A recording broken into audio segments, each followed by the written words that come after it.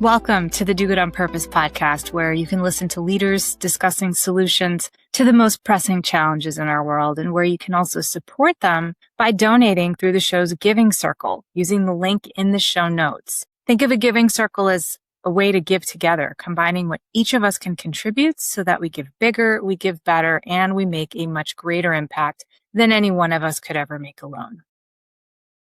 There is a crisis happening in plain sight. Black women in the United States experience domestic violence and sexual assault at disproportionately high rates, and yet they remain among the most underserved by the systems and institutions that were supposed to protect them, turned away, disbelieved, or offered services that didn't reflect their lives, their communities, or their culture.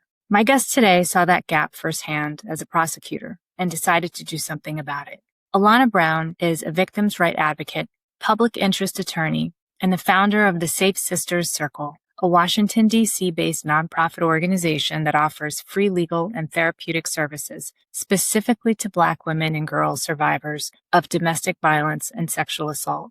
Founded in 2018, the Safe Sisters Circle was built around a simple but powerful belief that Black women survivors deserve to be served by people who look like them, understand their experience, and place their needs first. Alana's path to this work took her from Georgetown law to prosecuting cases, to advocating for survivors at domestic violence nonprofits, to fellowships with human trafficking and international gender-based violence organizations, where she witnessed again and again the profound disconnect between the systems built to help Black women and the women those systems were supposed to serve. What stands out the most about Alana is her conviction that violence against women is not inevitable. It is preventable. And that building the services, the systems, and the communities that keep Black women safe is not just possible, it is the work of our time. On today's episode of the Do Good on Purpose podcast, we explore what it really means to center Black women survivors, what culturally specific, trauma-informed, holistic care looks like in practice, and what it will take to build a world where every Black woman feels safe, seen, and supported. Alana Brown joins us. Alana Brown, thank you so much for being on the Do Good on Purpose podcast with me today. This is a particularly moving topic, one that I think that people really need to hear about and will learn something from. It's a tough topic, so I want to thank you so much for being here with me. I think this organization that you started in Washington, D.C., the Safe Sisters Circle, is doing some pretty incredible work on the front lines of helping women, tackle and confront and deal with the trauma of sexual violence, of harassment. And I just want to thank you for being here and sharing your journey and how you're helping women in this moment. Thank you. So, Alana, I want to start really with an understanding of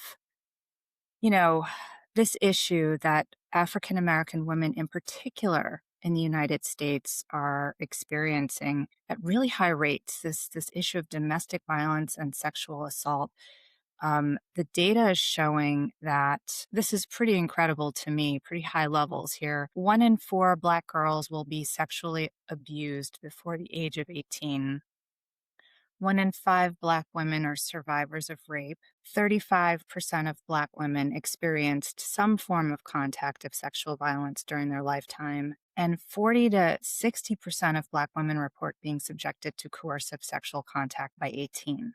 Mm-hmm. These are like strikingly high numbers, high percentages. And so, I would love for you to open the conversation here and ground us in understanding, why are women, African American women in the United States, and in particular in DC, where you're running your organization, why are they among the most underserved by the existing system and the resources that are out there? And more importantly, maybe we can start with an understanding of the definitions of domestic violence and sexual assault, just to give people really the grounding and the context here. So over to you. I would define domestic violence as a series of events or actions where someone uses power or control over their intimate partner, over their wife, over anyone, they have an intimate relationship with.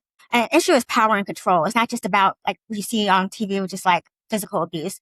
They use this power and control to abuse people in various ways, whether it be physical, emotional abuse, financial abuse is very popular, abuse through social media. But the point is that if a person has power over another person and uses that power against them. Got it. In a really negative way. Yes. Um, That way that hurts them, that right. causes them to suffer injuries and causes them emotional distress and emotional trauma. Right. So this issue of power and using it in a negative way.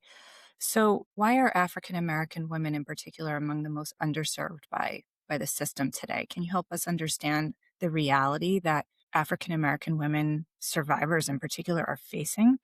So let me go back a step and say that I said it's lack of power. I would say in society, Black women don't have a lot of power in this society, particularly in America. We don't have a lot of power. We're not listened to. We're not respected. And so that just come into play when people feel like I already don't have power and someone's coming around me and hurting me. Maybe I deserve it. Or maybe this is something that just happens. Or maybe this is my lot in life. In terms of the system, I would say it's not made for Black women survivors, period. The system's just not made really for Black people, to be honest, if you really study this. And I was a prosecutor and I did civil law. So I've done litigation from various perspectives. And I would just say the system's not made for Black women. A lot of times Black women are considered victims. A lot of times they're seen as really strong, powerful, or maybe like their physical structure is big. People say, how can they be abused? They're too strong. And that comes against us to say like, we're not strong. We're just women who survive what we're surviving, but it doesn't mean we can be abused, or it doesn't mean we can't be abused, or we can't be hurt physically, or we can't be hurt through financial or mental situations. And so what I saw a lot was people weren't listening to Black women. As a litigator for different nonprofits, in DC, people were not respecting them. People weren't trying to do anything culturally specific to understand where they were coming from. And they would just use legal as like a tool. But legal is a tool, but it's not a solution to abuse. So what I saw was like, what else can we give Black women to help them thrive? Not just survive, but thrive after they've been abused. And that's where our organization came in. However, and we know that the system doesn't work. We do court-specific training for our attorneys, knowing that when they go into court for custody cases or domestic violence cases, that the system is inherently anti-Black, but it's also inherently anti-Black women. There's a bias going there, and we've discovered, like, how do we handle this bias? We do Black women therapists because we know that people feel comfortable, people who look like them, being vulnerable and open to building trust. But the main reason is like, and then there's prevention, and we don't focus on prevention enough in the Black community or any community. That's really, I think, the solution to domestic violence is to stop it before it starts happening. Yeah. So we can go to schools and go to neighborhood and do like know your rights. Know what is domestic violence. Kind of ask what's domestic violence, what's sexual assault, what does this look like? How can you get help? And a lot of people don't know that they're actually in abusive relationships. People think that it's just what it is. But like, have someone harmed you? Like, oh yeah, someone harmed me the other day. Like, so you're a survivor. Then that's abuse. Kind of have to explain to people sometimes because it's so normalized within their community and culture. Yeah, that's really powerful. And I would love for you to talk a little bit more about, what you really saw firsthand as a prosecutor that prompted you to really bring these services in a culturally sensitive, culturally relevant way to your community. So can you take us back to when you were a prosecutor and what you actually saw in the system? It was a long time ago. The system was not very empathetic to Black or Latino women because I think most of our clients, I was in Manhattan, so we had Spanish Harlem and Morris Heights, and so we had a lot of Latina women as well as Black women. And to me, that wasn't for the office. It wasn't a priority. DUIs were priorities, drug cases were priorities. Like people hurting Black and brown women was not a priority for them, and it was treated as such. And then a lot of times people don't listen to the survivors. That's of any color, but mostly Black women. People don't feel like we can be trusted. People don't feel like we're voracious. So like I had one time where I had a survivor come in on the weekend and discuss their case with me. Then I walked out to use the restroom. And one of my coworkers was like, co-ADAs was like, oh, she was like looking around your stuff, doing all this other stuff. I'm like, I have no reason to trust her.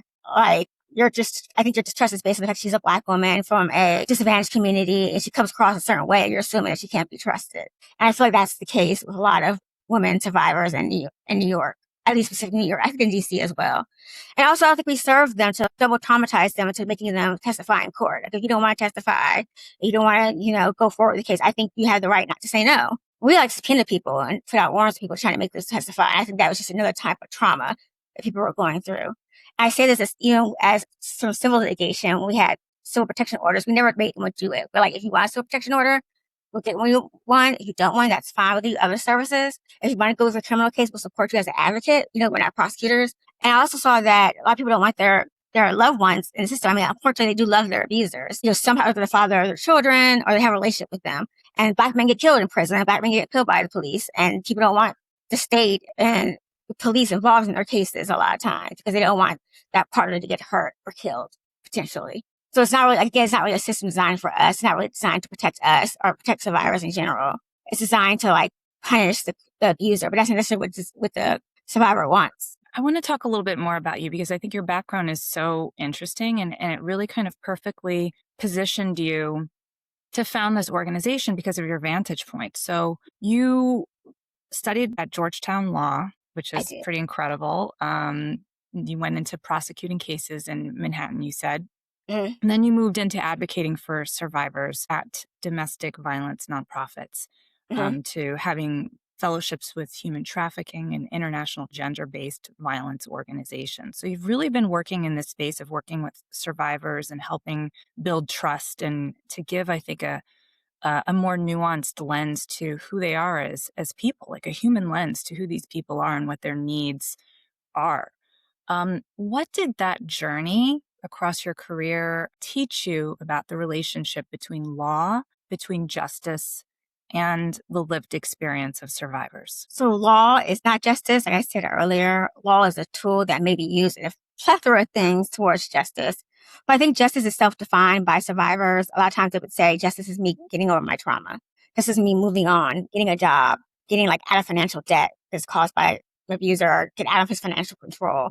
My children are safe. That's a big one. A lot of times most of our survivors came in because of their children. Their children were witnessing abuse and they didn't want them growing up in this home of violence. I would say 97% of our clients had children, were mothers. And that motherhood really instilled in them a desire to protect their children. And a lot of people didn't take that into consideration when they would take them on as clients. They saw them as bam, wham, legal services. Thank you, ma'am, bye. We, worked to put the kids to different schools, get them out in a safe house. We would help them with vouchers to get them to certain magnet schools, things like that. We realized helping their kids was helping them.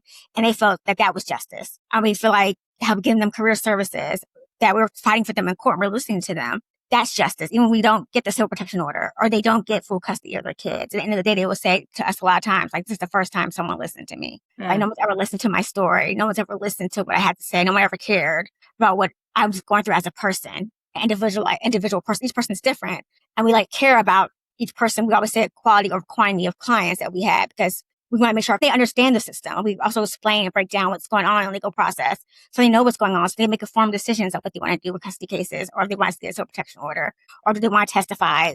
So they understand the civil system a little bit better. And also I did do it for criminal advocacy as well, because I just knew the criminal system very well and was able to explain to people who were who wanted to go with a criminal case and they needed some support. Yeah. So let's build on that just a little bit more because you've been named a 2022 Washingtonian of the Year. Congratulations. And you received the National Bar Association's Top 40 Under 40 Advocates Award. Congratulations on that.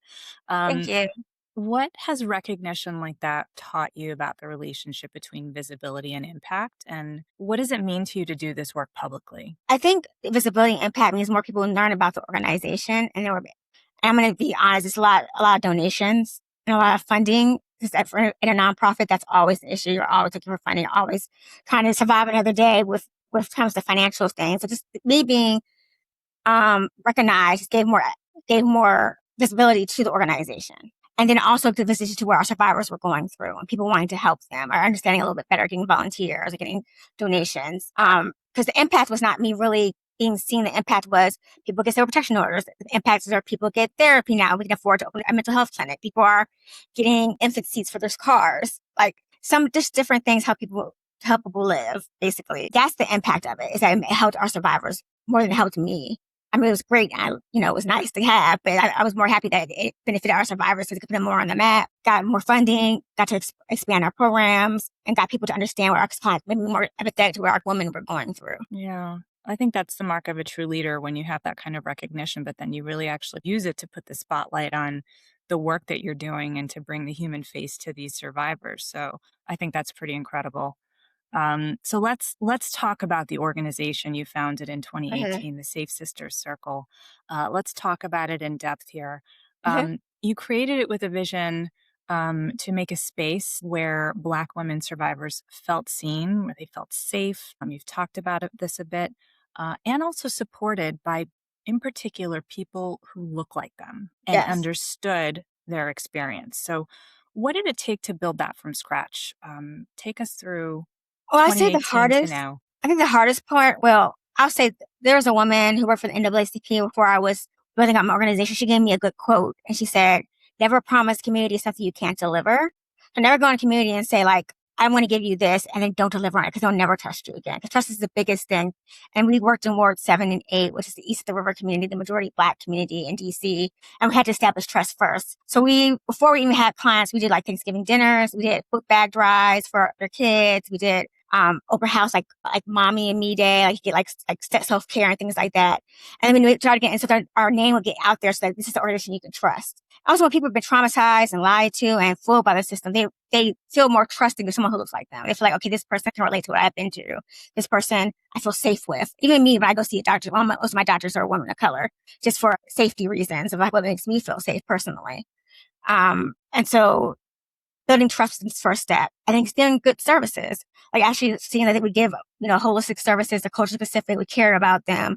And then the word spreads. And then we have events like, Know Your Rights events and other events. And the word spreads to them. We do prevention events for younger kids. And we get like little gifts for teenagers. And they spread the word, oh, you get a gift, you get a gift card. And they come and learn about prevention and how they can go into their own communities and talk about prevention and be aware of domestic violence and sexual assault. That's great. So I love that you're leading with the trust and building trust because That's the most important part. I agree. I think, nonprofits are working hand in hand with their beneficiaries in partnership with their beneficiaries, and you want to make them feel safe. And, that is the centerpiece of what you're doing is making these women feel safe and seen. I will also say that you should listen to people. When I started my organization, I did listening circles to the community centers with Black women, what they would want to see in like in their attorney, what they want to see them having domestic violence cases, how they want to see custody, how do they see the court system as a whole. And I used that to build organizations. I did ground up.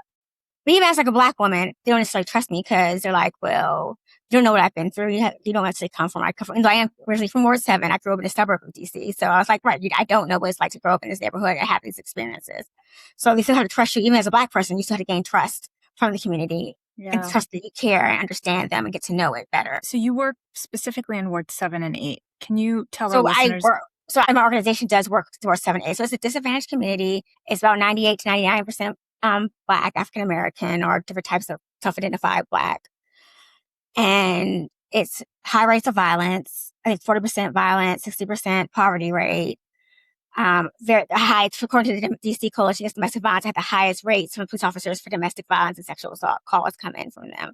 And just a lot of violence in general, street violence. So the need is great there. So you've been there since 2018. Tell us how your approach is maybe different or distinct from traditional domestic violence services that are out there, or maybe it's really just truly filling a gap. Yeah, it was finding a gap. So when we were working in the system, there was a organization for immigrants, there's an organization for South Asians, there's immigration for LGBTQ. There was no direct services, legal services for Black women survivors in DC. And we had the highest rate, and majority of DC is Black women and Black men. So it's like, but there's no services. That's what's the gap.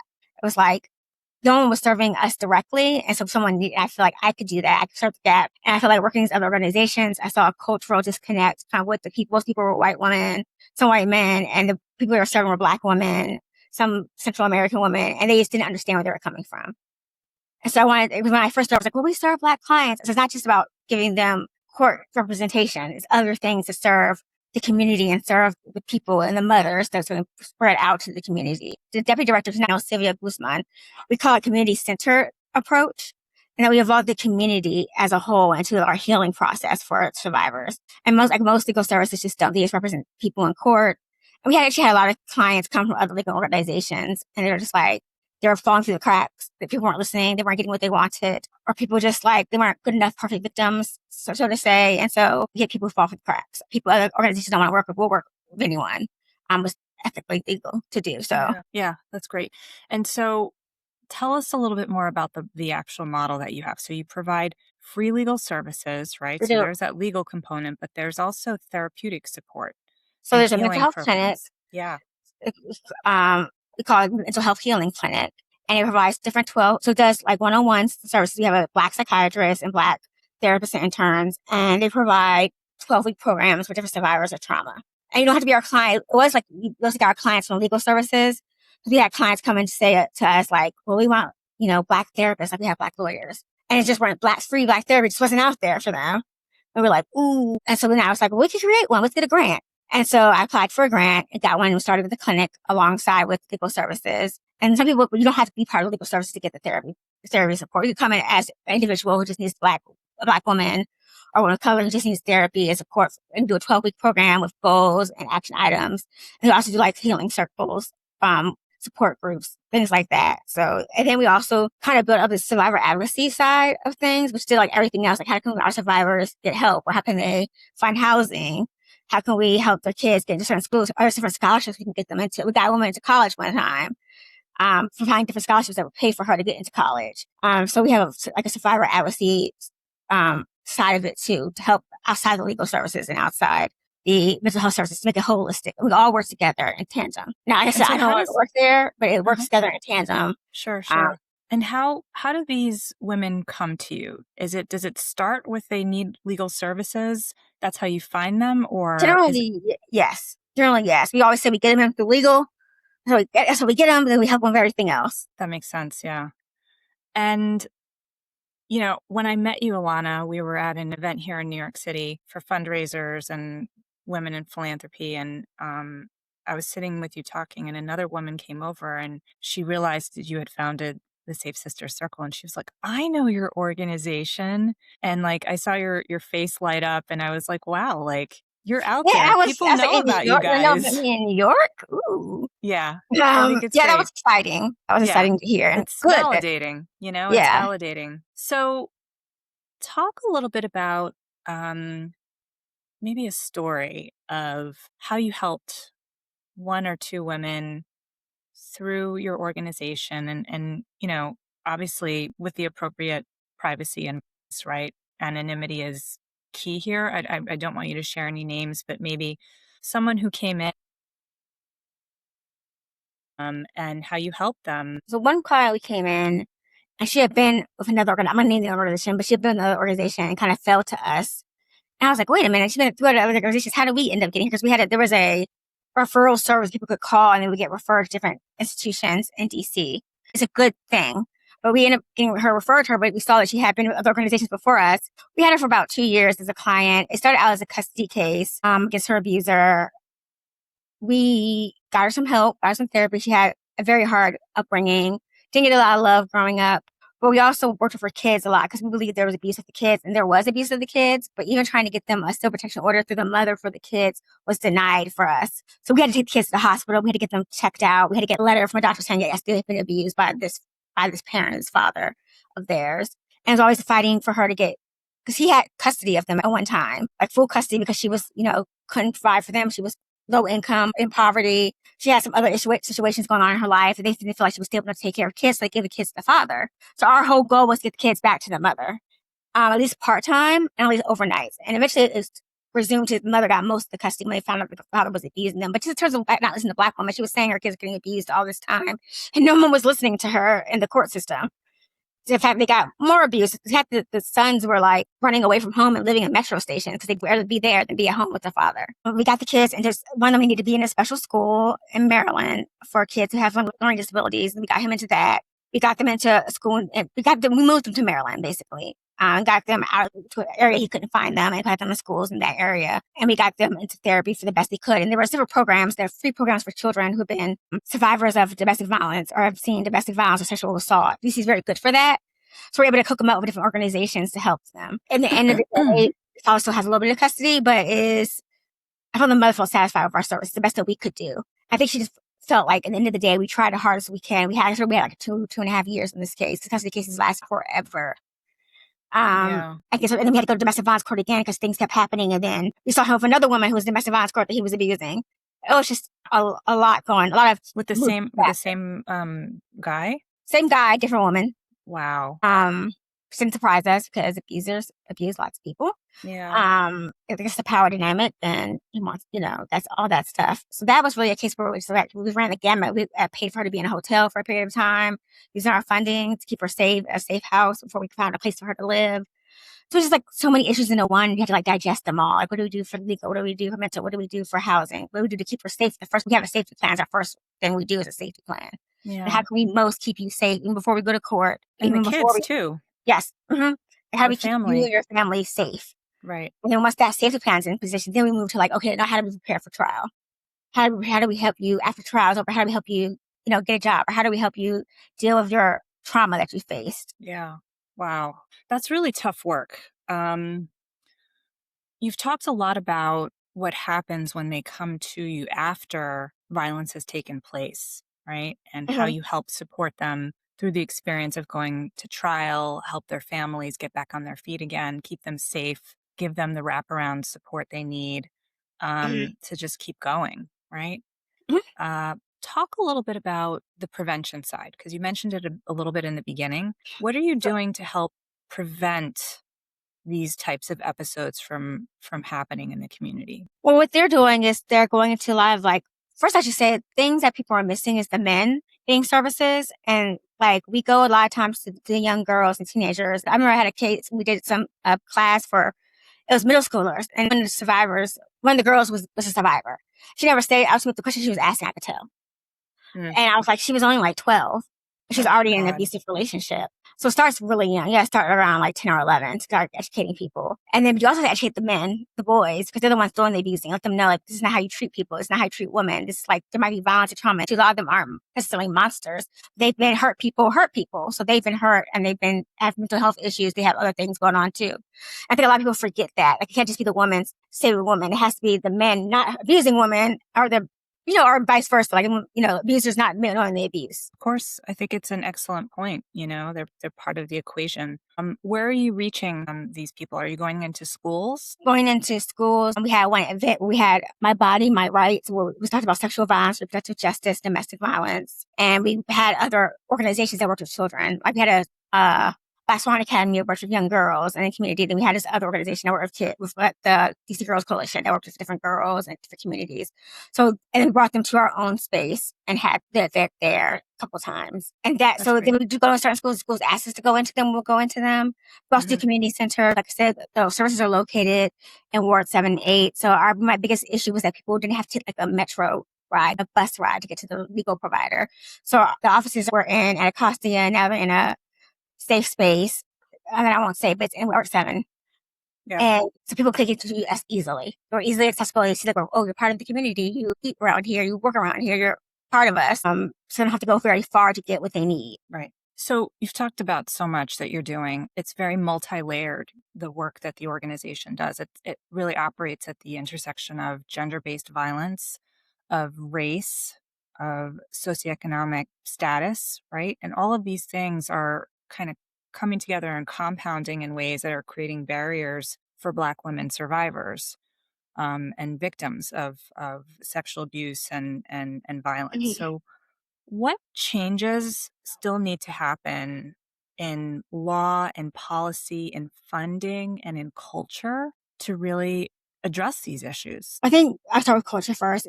My idea was like, I want to stop the, community from abusing women, the Black culture in DC to stop abusing women. That's just like a big goal. That was not necessarily feasible, but at the time that was my vision. And so, like I said, we do a lot of preventative services. We go into the neighborhood. We try to unnormalize abuse, basically. So this is not normal. As a woman, you shouldn't be going through this. You shouldn't be harmed. Children should be harmed. They shouldn't be seeing people harmed. As a man, you should be harming people. There's different organizations that we did collaborations with. And then I would say with policy that, there is funding for culturally specific organizations. So there was for Office of Victims Against Violence Against Women.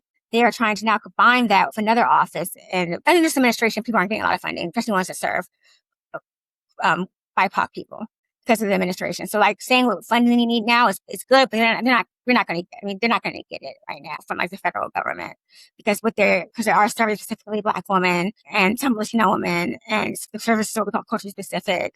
And they have like these rules, like you have to be like married and like all these morality clauses in the applications don't apply to our clients. So I guess to go back to what it used to be, where it's just like there was priorities on people who dealt with sexual abuse and domestic violence. There were priorities people did legal services. There was legal services federal grant. So I guess to change the policy and acknowledge that different people, I believe that grants were like based on culture specific people. I think policy addressing that as well. Going to Congress, talking to your politicians, saying like, we need services that are addressing the problems that our communities are facing. And we need to change the policies in the court. I think judges and lawyers and clerks need to be more trained on how to deal with domestic violence survivors and sexual abuse survivors. There's a lot of lack of empathy, a lot of misunderstandings, a lot of just like, and also racial bias. So they need to be training in that as well. Yeah.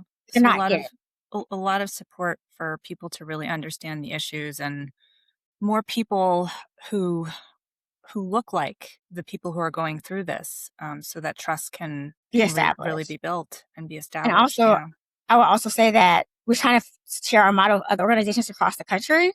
I know Sylvia is, because we want other people to have the benefit of this model that we created. Yeah. And so creating more organizations that have culture specific for Black women survivors is also another thing that would help. Just multipliers of what we're doing in different locations and spaces would be great too. Yeah. Yeah. That sounds great. It's complicated. It's really complicated. And so until that day really comes, I think you're really working to, like you said, unnormalize abuse and bring more people of color into supporting these women, and so that the trust can be built and the healing can happen, and discussions with young men around prevention and what this all really does to a community um, really means. So I think you're truly filling that gap. What gives you hope right now when you think about the future of women who are going through this, and just this broader movement in a way, right? That you're starting this movement and you want to inspire others across the country. Take a look. I think everyone should cater to your own community. But I guess what gives me hope is the survivors' resilience. First of all, they're great mothers. People always have this stereotype of it's Black mothers being terrible, and they're not. They're great. Like I said, most of them come to us because it's of their children. And the idea that they could, after all this abuse, all this trauma, they can still get up the next day and get jobs. They can still get up the next day and try to go to school and get education and try to help their children adjust, take their children to school, take their children to therapy, take their children to sports. So it's just like a resilience in our women who have been through so much. And the intelligence, like they're very smart and very like know themselves very well to tell us what they want to happen in the case. And we listen to that. It also gives me hope that there are more culture specific organizations popping up. Like I said, I started my consulting business because I want more of them to pop up and more of them to get nonprofit support. So there could be more Black women and women of color supporting their own organizations, supporting their own communities. Yeah. So that gives me hope. So let's talk about your new work now, just for a moment, because it's sort of an extension of what you started at Safe Sister Circle, which is to really kind of go back to the community and lift your community up. And so I know you founded Safe Sister Circle. You're very close with the executive director, but you're now focused on your consulting, which works with Black women and women of color led nonprofits, a lot of grassroots organizations. I see a lot of people out there when I was working who are doing all the work, weren't getting paid for it, weren't getting grants, weren't getting support from like the community or the council or the state and stuff like that. And I was like, we need help because we're doing the work anyway, but we need help to like make that sustainable, make that into get your 501c3, get your strategic plan, get your program. How do you develop a program that is culturally specific? Like, what does that mean? And how do you develop a program? How do you make sure there's an impact? How do you catch that impact in data for mentors and other people? So that's what I'm really working on with women of color and Black women organization. I work with BIPOC people in general. Like I have a Black male client, so I'm not exclusive to that, but that's like one of my goals is to get more of us in the nonprofit world leading our own organizations. I'm also a lawyer by trade. Obviously, I'm a lawyer and I do like legal support to people doing 501c3s, bylaws, implementation, things like that, like how to get certified, different things like that. Because I had it for myself and I thought it was just like, okay, anyone can do this, but no, that's not the case. Like, people need legal services as well, which I do provide. I think you're you're so inspirational, Alana, because you see the gap, and you figure out how to respond to it. And when you build something, you bring the right team in, you get things up and running, you stay close to it, but then you see another gap and you Mm-hmm. go to create a way to fill that new gap. Mm-hmm. But you're still involved. You're still connected to everything that you've done that has like brought you to where you are. And I think that's such a true trait of a leader today. So Mm-hmm. I want to thank you so much for all that you're doing, and just ask you one last question. If people feel moved by what you've discussed and shared about the work that you help to create at Mm-hmm. Safe Sister Circle, if people feel moved to donate to the Giving Circle to support that organization, Mm-hmm. what would those donations support? Let me be very specific here. Okay. So for $50, you can help a survivor cover the cost of essential case fees to file in domestic violence and family court. For $100, you provide a group of survivors to access and know your rights and witness domestic violence and sexual assault workshops, which helps them navigate the various aspects of the legal and mental health system. And for $175, we give a survivor counseling sessions to work on healing from their trauma. And for 250 sponsors, one full survivor's full month of holistic care, which includes legal services, mental health, survivor advocacy. This is super specific, and I appreciate that. We will put that in the show notes so people can understand if they do want to donate through the Giving Circle at any of those amounts. That's what the donation would go to support. So thank you for painting that picture for us and giving us a very true sense of how people's dollars will best go into the community that you're serving. So, Alana, thank you so much for being with me today. This was so informative. I learned a lot, and I think there's such a need. I can't wait to see how you continue to iterate in your career and continue to serve your community. And I can't wait to see how people respond to this podcast. Well, thank you for having me, and thank you for letting me share the story of the Safe Sister Circle and the survivor stories as well. Thank you so much. Thanks so much for listening to today's episode on the Do Good on Purpose podcast. And if today's conversation inspired you, please consider supporting the work through the Do Good on Purpose Giving Circle, which is linked in the show notes. And if you really enjoyed this episode, please subscribe. Share it with someone who believes in building a better world, because change rarely happens by accident.